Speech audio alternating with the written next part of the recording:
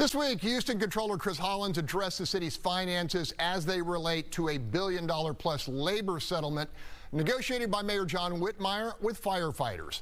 The deal provides $650 million in back pay for the 7 years the first responders worked without a contract and guarantees wage hikes and benefits over the next 5 years, aimed at making the department more competitive.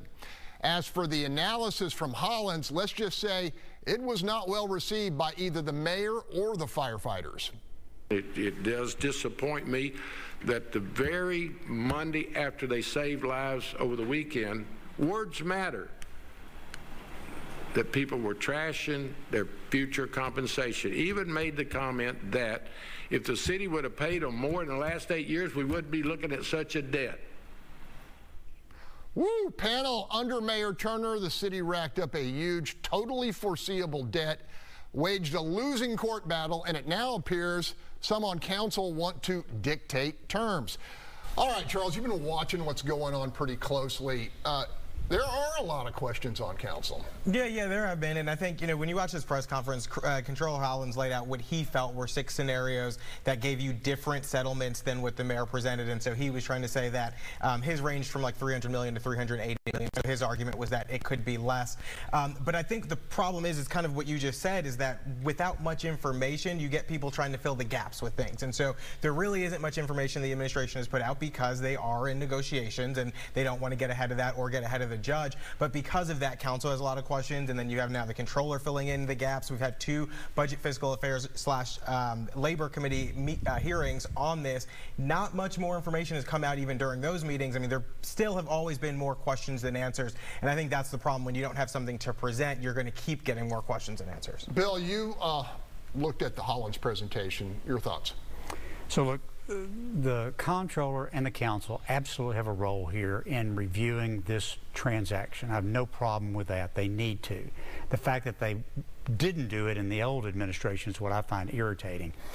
So I have no problem with them questioning this deal, especially because the size of it's huge. I found Hollins' presentation, there were a couple what were apparently serious problems with me.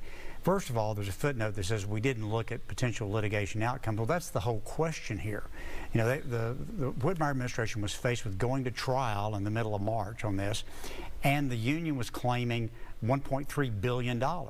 Now, they wouldn't have got 1.3, but what would they have gotten? Now, nobody knows. And unless you're in there trying to discount what that likely outcome was, that's the whole point of this exercise. The other thing that I thought was kind of silly about his presentation, it only looked at starting salaries. Well, starting salaries are paid to about 5% of the fire department, and that's at $52,000. The average pay is like $80,000 or $90,000, and you have to add benefits on top that goes way over $100,000. So using $52,000 as your multiplier is going to give you literally, low settlement values. The other thing is, and this is really significant, this settlement was structured so that the back pay was overtime and not regular back pay.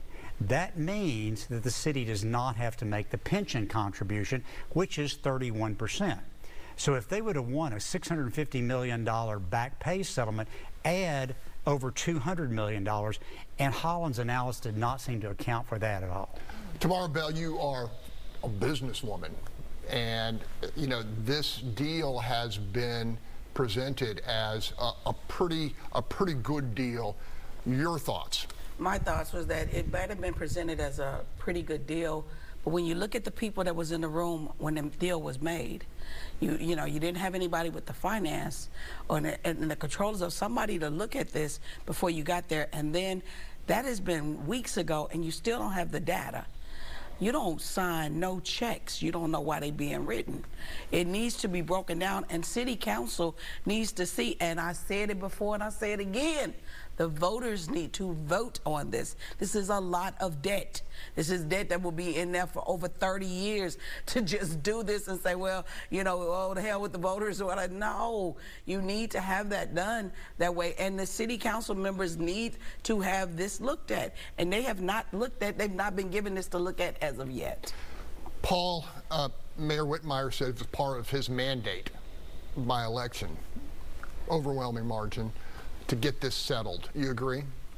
I know that every voter I talked to said that they knew that this is what the mayor was going to do, and the fact that he's doing it is not a surprise to any of them. This wasn't something that he came in under the table with. I do think that the timing of Hollins' report was suspect in that, you know, this is the same group that was just in Kingwood saving people and in Atascocita. So for that to come out the way it did, I think was politically odd, but I also think that most people believed this is what the mayor was going to do. Okay, we're going to leave it there.